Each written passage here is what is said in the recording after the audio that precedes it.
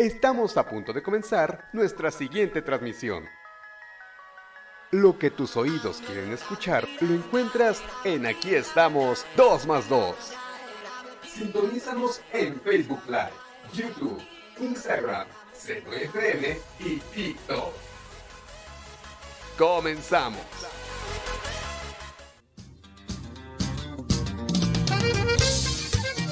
¿Quieres remodelar o hacer algunos arreglitos a tu casa o centro de trabajo? Aquí tenemos la solución. Te ofrecemos servicios de tabla roca, pintura, electricidad, plomería, pasta y texturizado, pisos y loseta, impermeabilizaciones, albañilería en general. Llámanos, somos tu mejor opción. Acabados Rolo.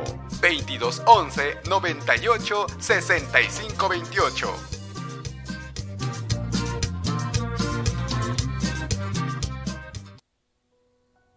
Si te parece que tienes un problema con la bebida, tienes la sospecha de que beber pueda ser uno de tus problemas, debes saber que en Alcohólicos Anónimos hay hombres y mujeres que en una época tuvieron las mismas dudas y sensaciones que ahora tienes. El alcoholismo es una enfermedad grave aún en pleno siglo XXI. No estás solo. Grupo AA La Margarita está contigo para apoyarte en este camino. Comenzamos.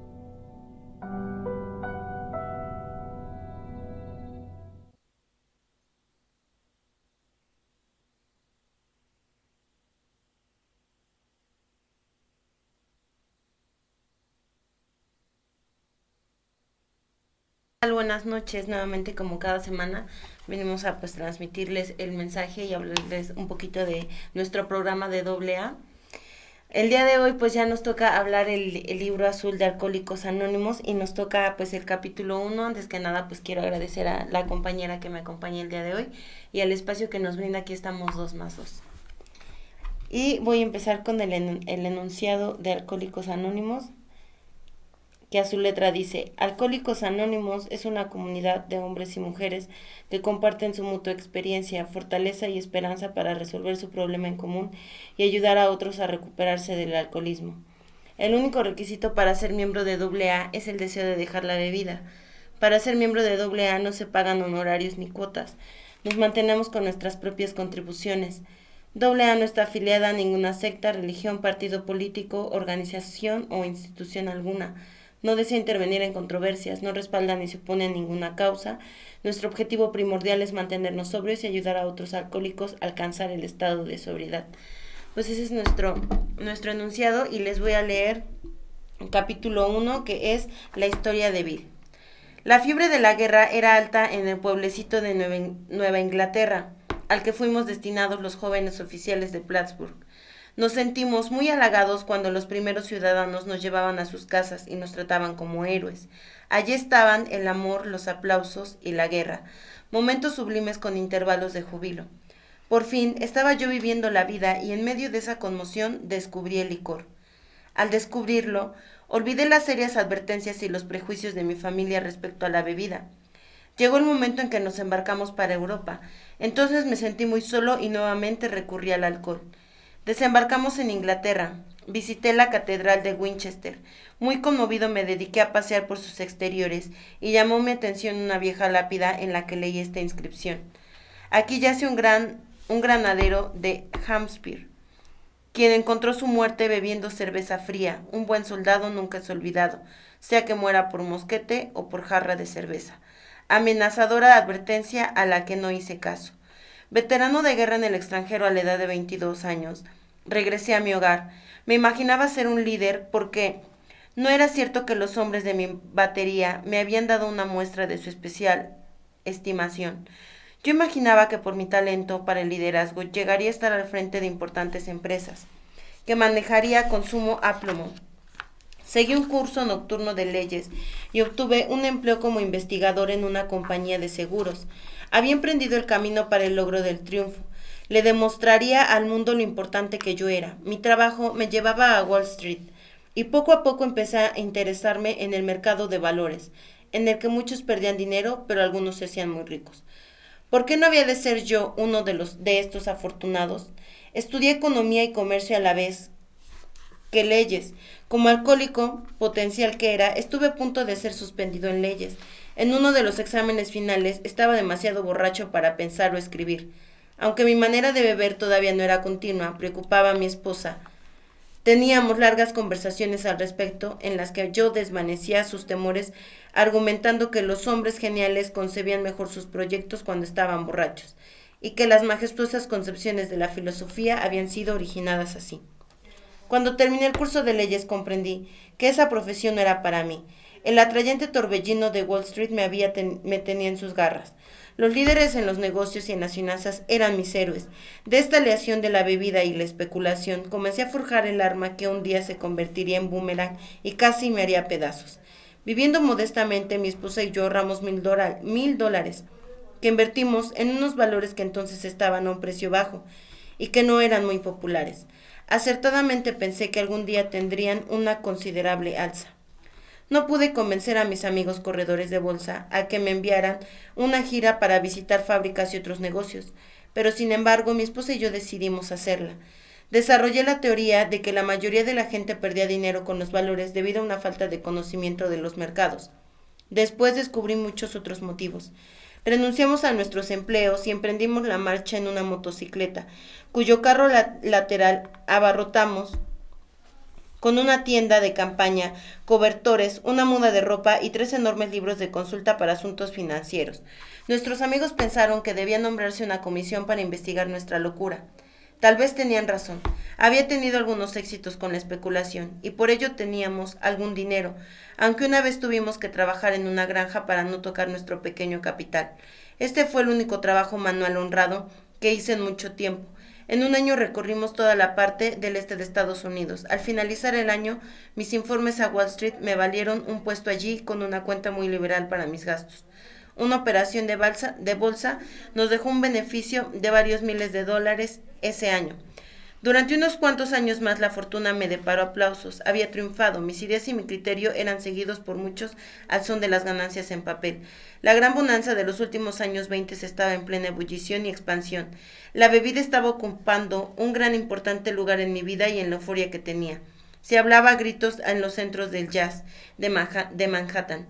Todos gastaban miles y hablaban de millones. Podían burlarse los que quisieran. Al diablo con ellos. Tuve entonces amplias relaciones con amigos de ocasión.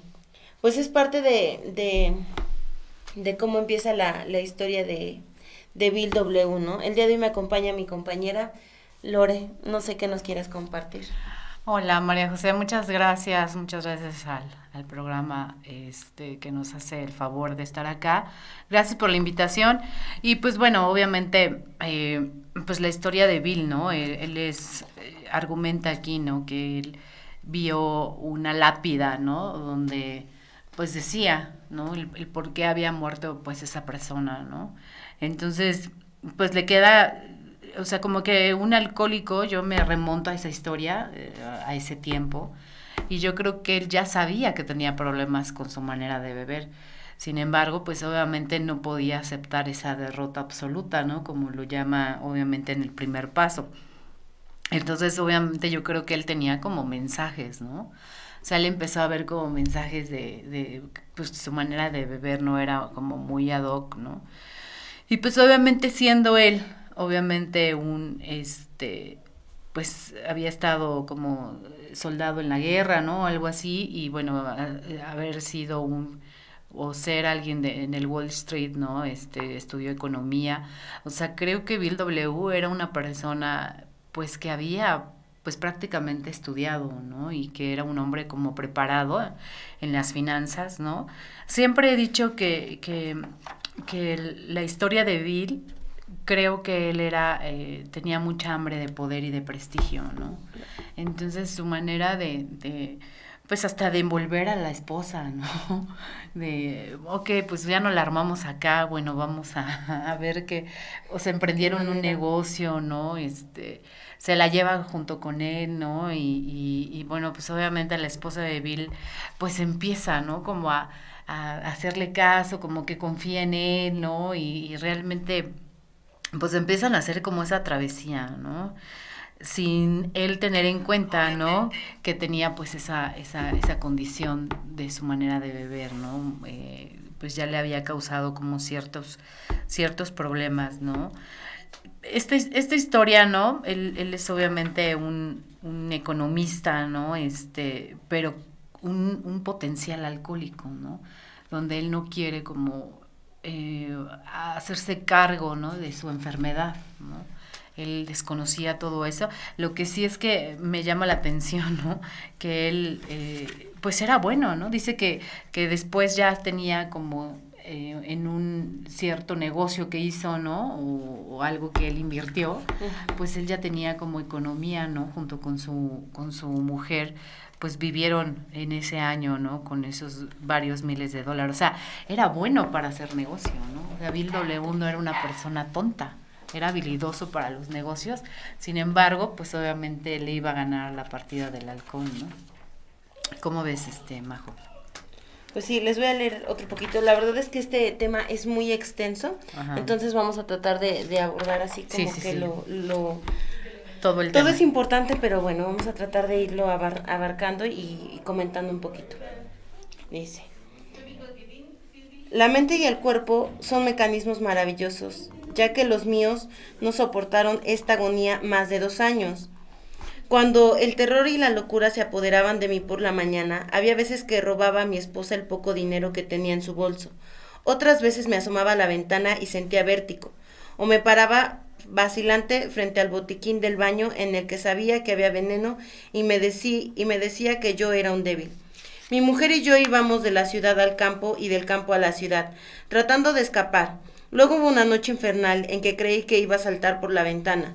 Como pude, llevé el colchón al piso de abajo para no saltar al vacío. Fue a verme un médico y me recetó un fuerte sedativo. Al día siguiente estaba tomando el sedante y la ginebra. Esta combinación pronto me causó un descalabro. Temían que enloqueciera y yo también. Comía poco o nada porque no podía hacerlo y mi peso llegó a ser 40 libras menos del normal. Mi cuñado es médico y gracias a él y a mi madre se me internó en un hospital para la rehabilitación física y mental de alcohólicos, conocido nacionalmente bajo el tratamiento de belladona. Se aclaró mi cerebro, la hidroterapia y los ejercicios ligeros ayudaron mucho. Lo mejor de todo fue que conocí a un médico que me explicó mi caso diciéndome que aunque yo había actuado egoístamente, también era cierto que estaba gravemente enfermo física y mentalmente. Me produjo cierto alivio enterarme de que la voluntad del alcohólico se debilita sorprendentemente cuando se trata de combatir el licor, aunque en otros aspectos pueda seguir siendo fuerte. Estaba explicado mi proceder ante un deseo vehemente de dejar de beber. Comprendiéndome ahora, me sentí alentado por nuevas esperanzas. Durante 3 meses las cosas marcharon bien, iba a la ciudad con regularidad y hasta ganaba algún dinerito. Seguramente en eso estaba la solución, conocerse a sí mismo. Pero no lo estaba, porque llegó el día temible en que volví a beber. La trayectoria de mi decaimiento físico y moral descendió como la curva que describe el esquiador en un salto de altura. Después de algún tiempo regresé al hospital. Me parecía que aquello era el fin y la caída del telón. Mi esposa, fatigada y desesperada, recibió el informe de que en 1 año todo acabaría con una falla del corazón, delirium tremens o tal vez un reblandecimiento cerebral. Pronto tendrían que llevarme a un asilo o a una funeraria. No tenían que decírmelo, lo sabía y casi acogía con regocijo la idea.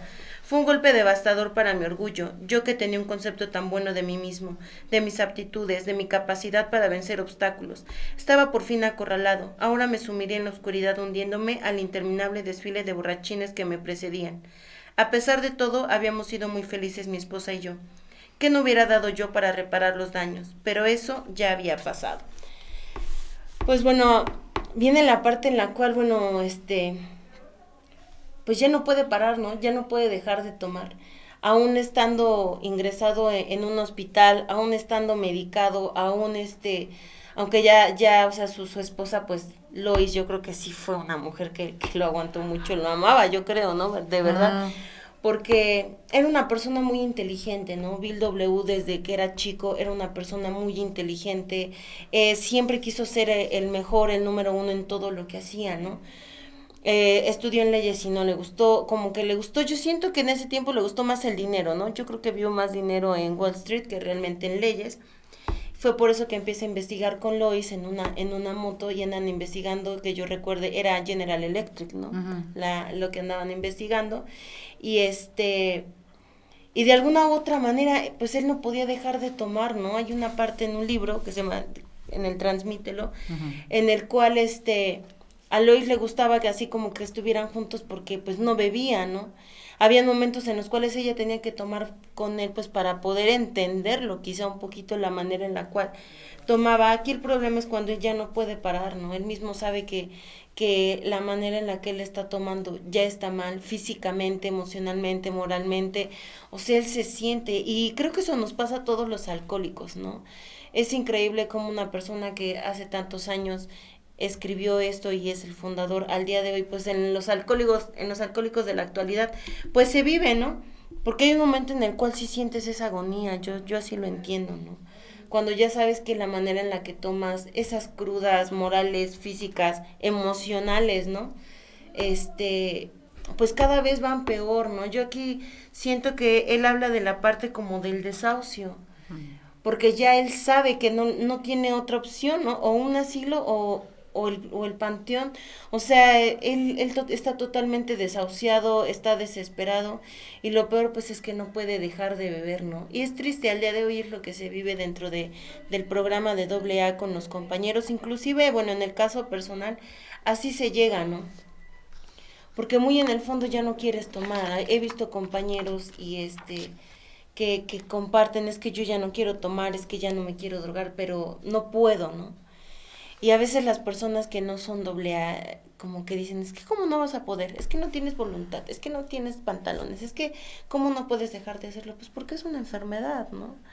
Al final de cuentas es una enfermedad progresiva y mortal, ¿no?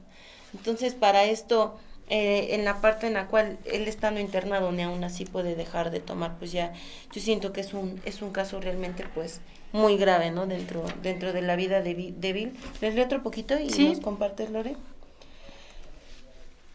Mis cavilaciones fueron interrumpidas por el timbre del teléfono. La alegre voz de un amigo compañero de colegio me preguntaba si pudiera verme. Estaba sobrio. No podía recordar ninguna ocasión anterior en la que mi amigo hubiese llegado a Nueva York en esas condiciones. Me quedé sorprendido, pues se decía que lo habían internado por demencia alcohólica. ¿Cómo habría logrado escapar? Sin preocuparme de su bienestar, solo pensé en revivir el espíritu de días pasados. Hubo una ocasión en que alquilamos un avión para completar la juerga. Su visita era un oasis en el desierto de la futilidad. La misma cosa, un oasis, los bebedores son así. Se abrió la puerta y ahí estaba él, fresco, el cutis y radiante. Había algo en sus ojos, era inexplicablemente diferente. ¿Qué era lo que le había sucedido? En la mesa le serví una copa y no la aceptó. Desilusionado, pero lleno de curiosidad, me preguntaba qué le habría sucedido al individuo. No era el mismo. Vamos, ¿de qué se trata?, le pregunté. Me miró a la cara y con sencillez y sonriendo me contestó: tengo religión. Me quedé estupefacto. Así es que era eso. El pasado verano un alcohólico chiflado y ahora sospechaba un poco de más chiflado por la religión. Tenía esa mirada centellante. Sí, el hombre ciertamente ardía en fervor, pero qué dijera disparate si así le convenía. Además mi ginebra duraría más que sus sermones, pero no desvarió.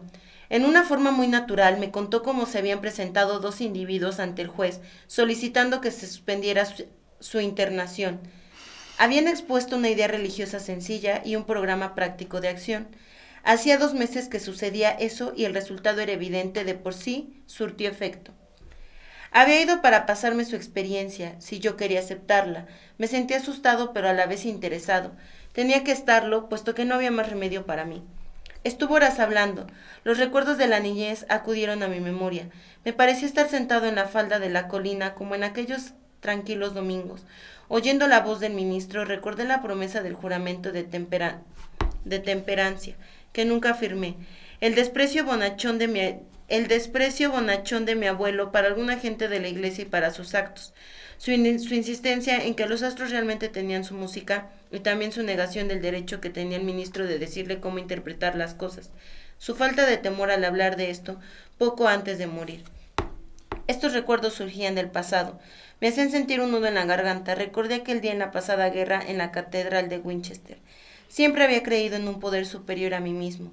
Muchas veces me había puesto a pensar en estas cosas. Yo no era ateo. Pocas personas lo son en realidad, porque esto significa tener una fe ciega en la extraña proposición de que este universo se originó en una cifra y que marcha raudo, sin destino. Mis héroes intelectuales, los químicos, los astrónomos y hasta los evolucionistas, sugerían que eran grandes leyes y fuerzas las que operaban. A pesar de las indicaciones contrarias, casi no tenía duda de que había de por medio una fuerza y un ritmo poderosos. ¿Cómo podría haber leyes tan perfectas e inmutables sin que hubiera una inteligencia? Sencillamente tenía que creer en un espíritu del universo, que no reconociera tiempo ni limitaciones, pero solo hasta aquí. Las guerras que se habían librado, los incendios y los esbrollos que las disputas religiosas habían facilitado me causaban repugnancia. A juzgar por lo que había visto en Europa, el poder de Dios en los asuntos humanos resultaba insignificante y la hermandad entre los hombres era una broma. Pero mi amigo, sentado frente a mí, manifestó categóricamente que Dios había hecho por él lo que él no había podido hacer por sí mismo. Su voluntad humana había fallado, los médicos lo habían desahuciado, la sociedad estaba lista para encerrarlo, como yo. Había admitido una completa derrota. Entonces, efectivamente, había sido levantado de entre los muertos, sacado repentinamente del montón de desperdicios y conducido a un plano de vida mejor de lo que él nunca había conocido. Pues, obviamente, habla mucho de la historia que viene, pues, el padrino Evi, ¿no? Es el primero que le pasa el mensaje a Bill W. Eran ex bebedores, compañeros amigos de pachanga, amigos de borrachera, ¿no? Y de repente, pues obviamente él llega a la casa, ¿no? Y ahí es cuando empieza como el mensaje, ¿no? Él le dice, él lo ve, decía ahí, ¿no? Como con una mirada diferente, ¿no? Pues prácticamente como cuando empiezas a limpiarte, ¿no? De toda sustancia. Así es como vemos llegar a los compañeritos, ¿no? De repente pasan unos meses y ya tienen otra cara, ¿no? Porque encuentran como algo, o sea, en ese tipo de grupos, ¿no? Donde obviamente la gente se juntan, están las reuniones, pues obviamente es algo espiritual, ¿no? Entonces, pues se ve que Evi ya había tenido obviamente esa oportunidad de estar con los grupos Oxford, ¿no? Que son los primeros grupos que se forman en esa época, sí. Pero obviamente no había todavía esos 12 pasos que nos rigen ahora, mucho menos las tradiciones, y en ese entonces obviamente lo que la gente hacía era como anclarse o agarrarse de un dios, de una religión, de una doctrina, ¿no? Entonces, cuando él le dice, pues tengo religión, pues obviamente Bill W., creyéndose el dios de su propio universo, ¿no? Con ese egocentrismo, pues obviamente le dice, pues vete de aquí, ¿no? O sea, lo corre de su casa, ¿no? Y obviamente él dice, pues no, yo no, o sea, no me hables de eso, ¿no? Yo lo que quería era, pues, entablar otra borrachera contigo, ¿no? O sea, como que decepcionado él de su proceder, pues lo saca de su casa, ¿no? Entonces, ¿cómo es? Así es como empieza, pues, más o menos como la historia, ¿no? Él ya no entendía cómo el desahucio, cómo el terror, el aturdimiento empieza a generarle ese tipo de situaciones, ¿no? Donde ya no puede conseguir un empleo, donde se habla, ¿no? Que su mujer ya empieza a robar a su mujer, ¿no? El monedero. El monedero, sí. ¿No? O sea, como que ya empieza a hacer actos de mal juicio, ¿no? O sea, actos de locura que yo creo que él nunca esperó hacer, ¿no? Porque pues obviamente él estando en el Wall Street, ¿no? Ganando obviamente dinero, pues nunca pensó llegar a tanto, ¿no? Bien dicen ahí en la historia, ¿no? Que él hasta empieza a hacer su propia ginebra, ¿no? O sea, como que ya, como los borrachitos que vemos ahora, o sea, llegó en un punto donde ya, pues prácticamente él empieza a hacer su licor porque ya no hay esa economía, ¿no? ¿Cómo ves? Les voy a leer otro poquito. Me di cuenta de que mi amigo había experimentado algo más que una simple reorganización interior. Estaba sobre una base diferente, sus raíces habían agarrado una nueva tierra. A pesar del ejemplo viviente de mi amigo, todavía quedaba en mí los vestigios de mi viejo prejuicio. La palabra Dios todavía despertaba en mí cierta antipatía, y este sentimiento se intensificaba cuando hablaba de que podía haber un Dios y que para mí fuese personal. Esta idea no me agradaba. Podía aceptar conceptos tales como inteligencia, creadora, mente universal o espíritu de la naturaleza, pero me resistí al concepto de un zar de los cielos, por más amante que fuera su preponderancia. Desde entonces he hablado con decenas de personas que pensaban lo mismo. Mi amigo sugirió lo que entonces parecía una idea original. Me dijo: ¿por qué no escoges tu propio concepto de Dios? Esto me llegó muy hondo. Derritió la montaña de hielo intelectual a cuya sombra había vivido y tirado muchos años. Por fin me daba la luz del sol. Solo se trataba de estar dispuesto a creer en un poder superior a mí mismo. Nada más se necesitaba de mí para empezar. Me di cuenta de que el crecimiento podía partir de ese punto. Sobre una base de completa y buena voluntad podría yo edificar lo que veía en mi amigo. ¿Quería tenerlo? Claro que sí lo quería. Así me convencí de que Dios se preocupaba por nosotros los humanos cuando a Él lo queremos lo suficiente. Al fin de mucho tiempo, vi, sentí y creí. La venda del orgullo y el prejuicio cayó de mis ojos. Un mundo nuevo estuvo a la vista. El verdadero significado de mi experiencia en la catedral me hizo evidente de golpe. Por un breve instante había necesitado y querido a Dios. Habría tenido una humilde voluntad de que estuviera conmigo y vino. Pero su presencia fue borrada por los clamores mundanos, más aún por los que bullían dentro de mí, y así había sido siempre. Qué ciego había estado yo. En el hospital me quitaron el alcohol por última vez. Se consideró indicado el tratamiento porque daba señales de delirium tremens. Allí me ofrecí humildemente a Dios, tal como lo concebí entonces, para que se hiciera en mí en su voluntad. Me puse incondicionalmente a su cuidado y bajo su dirección. Por primera vez admití que por mí mismo no era nada, que sin él estaba perdido. Sin ningún temor encaré mis pecados y estuve dispuesto a que mi recién encontrado amigo me lo quitara de raíz. Desde entonces no he vuelto a beber ni una sola copa. Mi compañero de escuela fue a visitarme y lo puse al tanto de mis problemas y mis deficiencias. Hicimos una lista de las personas a quienes había dañado o contra las que tenía resentimientos. Yo expresé mi completa disposición para acercarme a esas personas, admitiendo mis errores. Nunca debería criticarlas, repararía sus daños lo mejor que pudiese. Pondría a prueba mi manera de pensar con mi nuevo conocimiento consciente que tenía de Dios. En esta forma, el sentido común se convertiría en sentido no común. Cuando estuviera en duda, permanecería en quietud y le pediría a Él dirección y fortaleza para enfrentarme a mis problemas tal y como Él lo dispusiera. En mis oraciones nunca pediría para mí, excepto cuando mis peticiones estuviesen relacionadas con mi capacidad para servir a los demás. Solamente entonces podría yo esperar recibir, pero eso sería una gran escala. Pues yo creo que aquí ya habla, yo siento que esto fue su despertar espiritual, ¿no? De Bill W. La manera en la cual ya empieza a concebir y hablar de un Dios, ¿no?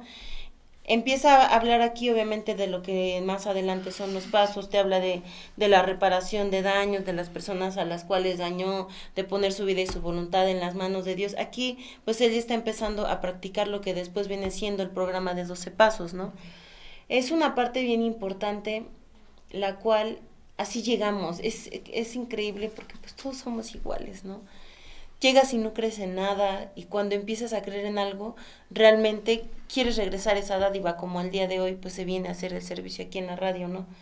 Porque los alcohólicos somos personas egoístas, ¿no? Que estás cegado, solo quieres tu diversión, tu manera de estar bien y de convivir, ¿no? Hay una parte en la cual pues le decía a su amigo, ¿no? O sea, en un poder superior tal como tú lo concibas, ¿no? Porque algunas personas vienen peleadas con Dios, habla de la parte en la cual escribió los resentimientos y todo eso. Pues claro, porque no aceptamos, ¿no? Tenemos problemas, o sea, un alcohólico viene lleno de carencias, de miedos, de inseguridades, de resentimientos, O sea, somos todo un estuche de monerías, ¿no? La verdad es que vivimos en la inconsciencia, ¿no? Yo cuando así trato de acordarme cómo fue cuando llegué a AA, pues yo no creía, ¿no? Yo decía que sí, o sea, decías, no, pues sí, Dios me cuida, sí, pero así como que muy por encimita, ¿no? No le daba el verdadero sentido de Dios en mi vida, ¿no? Hasta que yo llegué a AA. Empiezas a experimentar la parte del preocuparte por el compañero, de preocuparte por la nueva, la que llega, por el compañero, sea de la edad que sea, ¿no?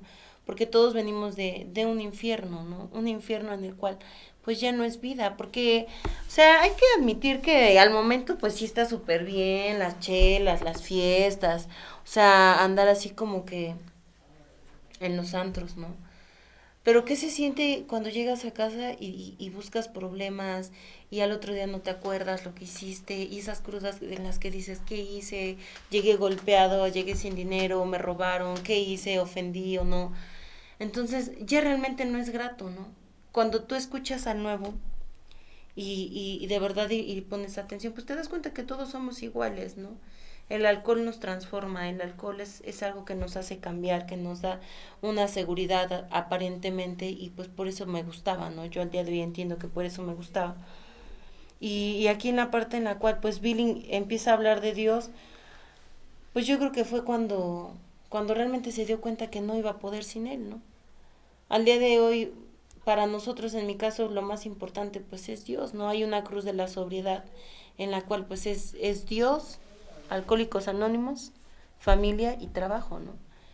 Porque no podemos darle, o sea, las personas le damos prioridad a las cosas materiales, somos seres materialistas, somos personas pues que somos demasiado egocéntricas, por así decirlo, soberbias, ¿no? Entonces cuando te das cuenta realmente que el estar aquí pues es un regalo, ¿no? Yo al día de hoy puedo compartirles que estar dentro de AA ha sido un regalo de Dios, ¿no? De la manera en la cual la quiera yo ver, porque es una oportunidad de vida, es una oportunidad que Él te está dando. ¿Para qué? Para que puedas ayudar a los demás, ¿no? Aquí me gusta en la parte en la cual, pues Bill de alguna u otra manera ya no volvió a tomar, ¿no? Ujú. O sea, Evi fue el conducto para que él dejara de beber. O sea, inconscientemente Evi fue el portador del mensaje y ya después, bueno, con el tiempo, Bill conoce a Bob y ya se hace la comunidad y bueno, eso es más adelante. Pero como él fue su amigo de borracheras, el de las fiestas, cuando se meten una buena parranda y andan en un avión y aterrizan, ¿no? En la casa. Ujú. Ahí también hay una parte en la cual Bill se sacaba las botellas de las fiestas, ¿no? O sea, teniendo dinero y todo, y de repente así cuando veían ya se metía, y en el transmítelo me parece que viene, y se sacaba así las botellas de alcohol, ¿no? ¿Por qué? Pues porque ya era una obsesión tan grande el tomar, o sea, ya no lo podías parar, ¿no? Entonces, pues sí, yo creo que es una parte bien importante el saber, pues, cómo es que vivió la experiencia Bill W, ¿no? Cómo es que a él le llegó el mensaje y por qué es tan importante al día de hoy. Ese fue el paso 12, ¿no? Él empezó así a dejar de tomar porque una persona quiso transmitirle, porque una persona quiso compartirle, porque es increíble, o sea, Bill se dio cuenta que ya no era su amigo con el que se emborrachaba, porque ya no andaba mal, o sea, y lo describe como lo ven sus ojos, o sea, su cara, y así el día de hoy se vive, ¿no? O sea, porque cuando llegan al grupo y los ves y dices, ¿en serio? Sí, pues así llegamos todos, ¿no? Con una mirada triste, de desahucio, sin ganas de vivir, sin motivación, tienes familia y te sientes solo, tienes mujer y te sientes solo, tienes trabajo, tienes dinero, tienes carro, tienes casa y te sientes solo, ¿no? Es un vacío que al día de hoy, pues sí se puede llegar a entender por lo que pasa un alcohólico. ¿Les leo otro poquito Sí, más, sí, sí. Lore? Podría, ¿Dónde? podría. Pondría a prueba mi manera de pensar con mi nuevo conocimiento consciente que tenía de Dios. En esta forma el sentido común se convertiría en sentido no común. Cuando estuviera en duda permanecería en quietud y le pediría a él dirección y fortaleza para enfrentarme a mis problemas tal y como él lo dispusiera. En mis oraciones nunca pediría para mí, excepto cuando mis peticiones estuviesen relacionadas con mi capacidad para servir a los demás. Solamente entonces podría yo esperar recibir, pero eso sería en gran escala.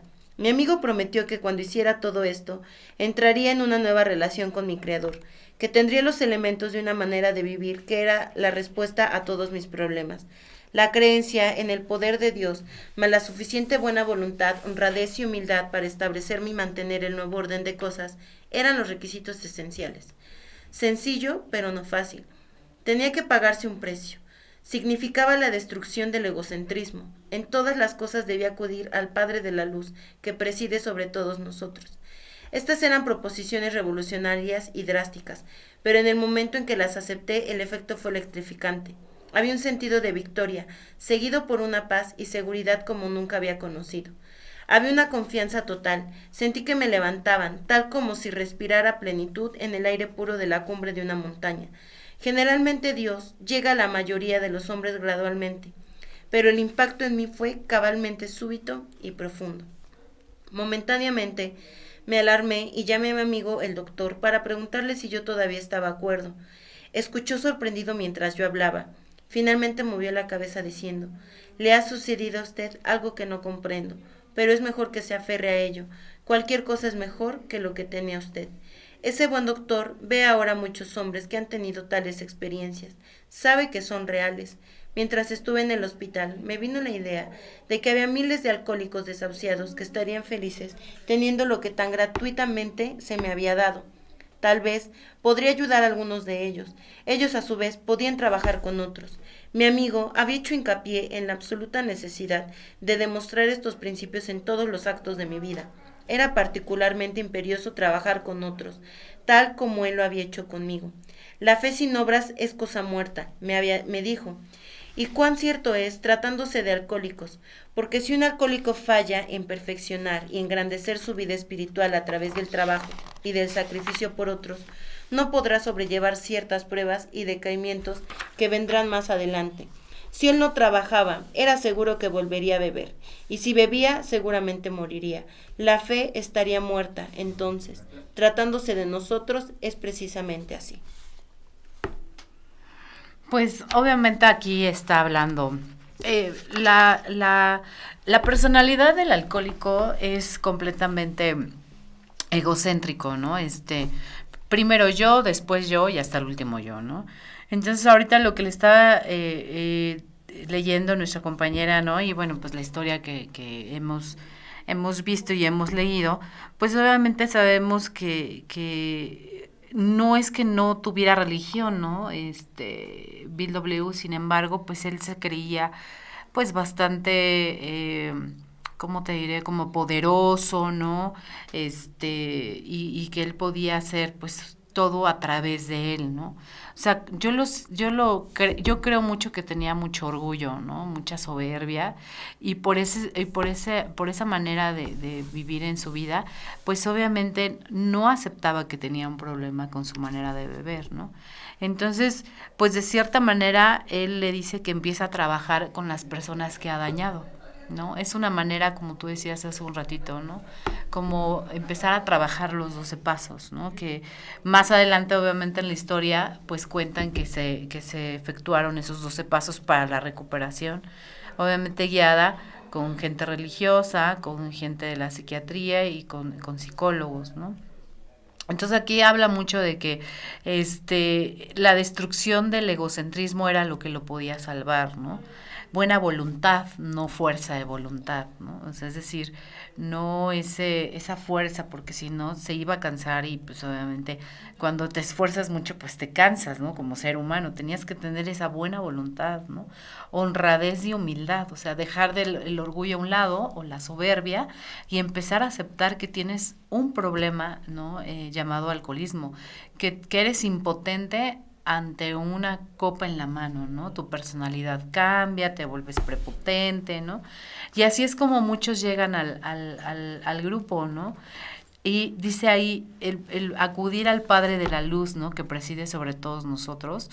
O sea, él ahí entendió, ¿no? Con su despertar espiritual, que también narra aquí, donde el doctor le dice, pues quédese con eso, ¿no? O sea, bien dicen que solamente un acto de la divina providencia puede remover esta terrible enfermedad, y él lo vivió en carne propia, ¿no? El doctor le dijo, pues, esa experiencia, él sabe, ¿no? Que muchos de los exbebedores problema, ¿no?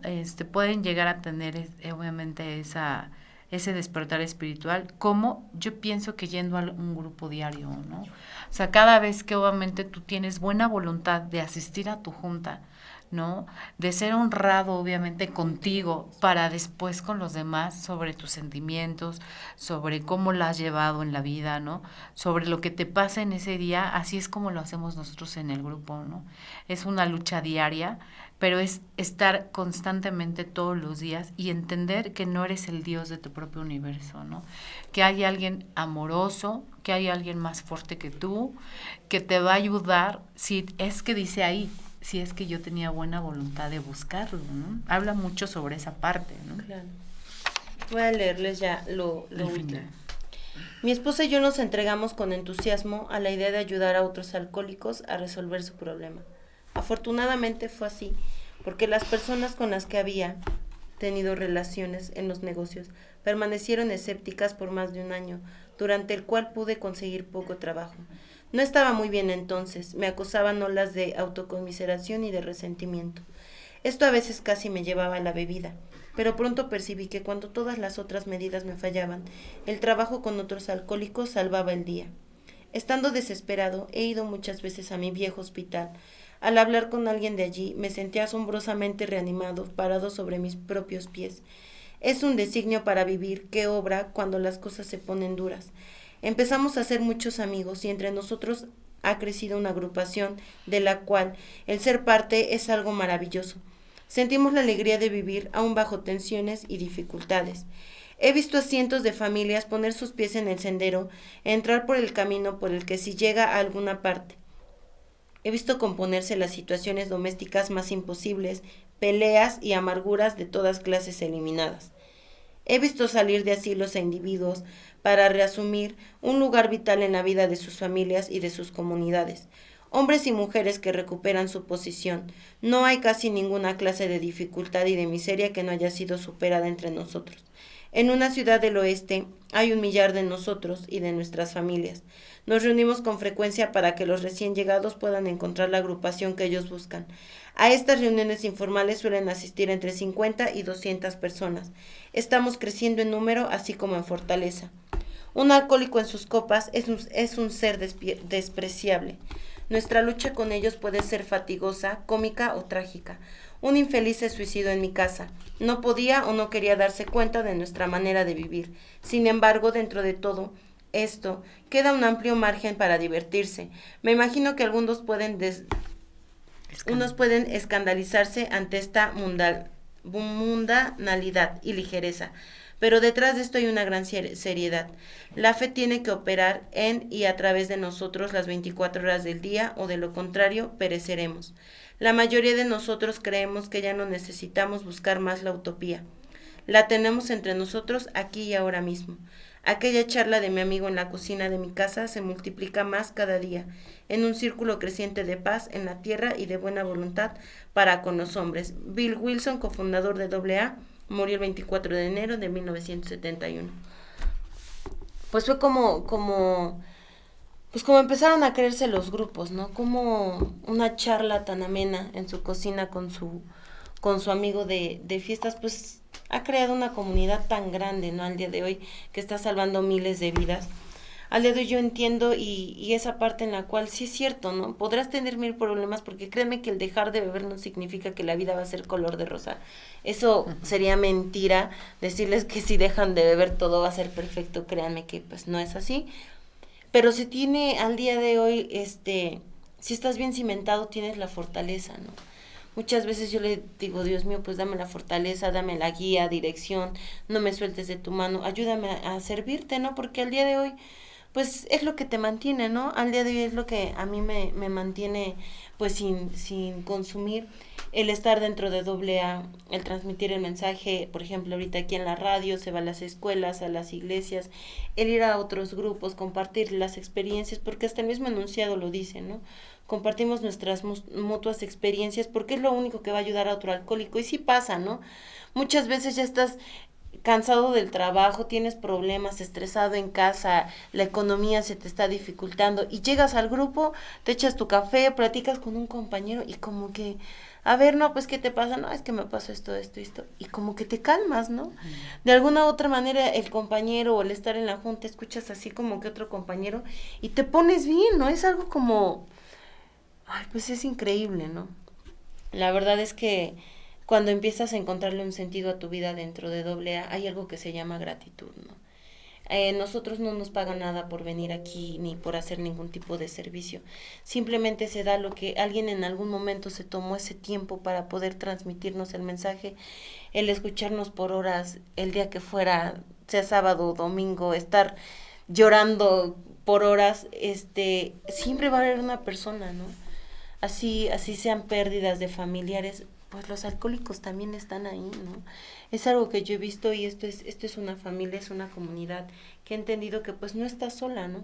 Yo puedo decirles que venía con muchos vacíos, con carencias, pero cuando llegas a AA te das cuenta y te lo dicen desde que llegas, tus problemas son nuestros problemas, ¿no? Y a lo mejor no te ayudan a resolverlos porque tampoco te van a dar el dinero que necesitas, pero sí es cierto, te escuchan y te dan así como que las palabras que necesitas escuchar, ¿no? No todos son afortunados de poder llegar a una fuente de vida y eso es algo que también sé, que no todas las personas tienen la capacidad para que pues sean tocadas por esto, ¿no? No todos quieren dejar de beber, no todos quieren dejar de consumir y lo más importante, pues no todos quieren dejar de sufrir, ¿no? No sé con qué nos quieras Pues obviamente habla de ahí rápidamente del paso 12, es lo que estamos haciendo ahorita, ¿no? Lo que decía María José, se pasa el mensaje a escuelas, ¿no? O sea, los cofundadores nos dejaron un buen legado y ese es el legado, el transmitir el mensaje, ¿no? Para que pues las familias, ¿no? Puedan vivir, porque no nada más se daña el propio alcohólico, daña su entorno, ¿no? A los hijos, a las esposas, a los familiares, a las madres, ¿no? Entonces yo sí creo y confío que este es un programa de vida, ¿no? Y que bueno que exista el programa, ¿no? Ya lleva 87 años existiendo, ¿no? Más de 180 países, o sea, yo creo que este programa sí ha funcionado, ¿no? Y sigue funcionando, ¿no? Claro, sí es una parte bien importante. Pues este fue el primer libro, ¿no? Uh-huh. Bueno, poco a poco cada semana les vamos a ir tocando temas en los cuales son historiales de alcohólicos y Uh-huh. con diferentes experiencias, ¿no? Créanme que también no nada más hay hombres aquí, bueno, habla la historia de Bill, pero también hay mujeres. La primera mujer fue Marty Men y era una mujer de mucho dinero, ¿no? Exitosa, lo tenía todo en la vida y cuando ves así como que su vida y dices, pues es increíble, ¿no? O sea, el dinero no lo es todo en la vida, los títulos tampoco lo son todo cuando tienes un problema de esta dimensión, ¿no? Uh-huh. Muchas veces nosotros les decimos que quizá usted que se encuentra escuchando, pues quizá usted no tenga el problema, pero sí un familiar, ¿no? Un esposo, un hijo, un hermano, un cuñado. Alcohólicos Anónimos están afortunadamente en cada rincón de la sierra, de un estado, de una colonia. AA está en todos lados, ¿no? Entonces, donde usted vea el triángulo con las dos letras, pues usted puede llegar a pedir ayuda, una junta de información para que usted sepa. Muchas veces como familia me ha tocado ver a las esposas, a las mujeres, que no saben dónde pedir la ayuda. Es tanta la desesperación, es tanta así como la preocupación que no saben a dónde acudir, ¿no? Uh-huh. Entonces, créanme que AA es el lugar ideal. Hay distintas corrientes, obviamente. Nosotros somos un grupo tradicional y nos ubicamos aquí en la unidad habitacional La Margarita. Nuestros horarios de junta son de 6 a 8 y de 8 a 10 de la noche, todos los días, porque bueno, para nosotros los alcohólicos necesitamos de nuestras juntas diarias porque pues somos enfermos emocionales. Entonces, pues los invitamos, si conoce usted a alguna persona que tenga la enfermedad del alcoholismo, la drogadicción, pues son bienvenidos a AA. No sé con qué te quieras despedir, Mary. Pues nada más agradecerle al programa, agradecerte a ti, Majo, por la invitación y obviamente pues agradecerle, ¿no? A Bill W, nuestro cofundador, y el doctor Bob, donde ellos nos dejaron este maravilloso legado, ¿no? Y pues sí se puede salir del alcoholismo y de la drogadicción. Claro.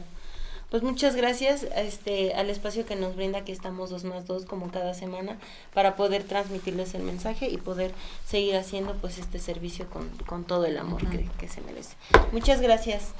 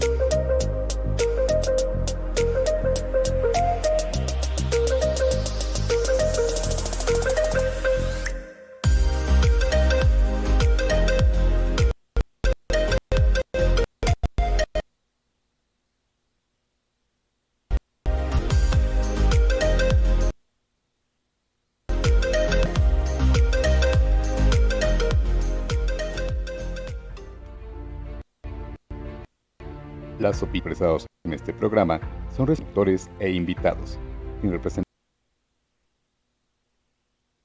necesariamente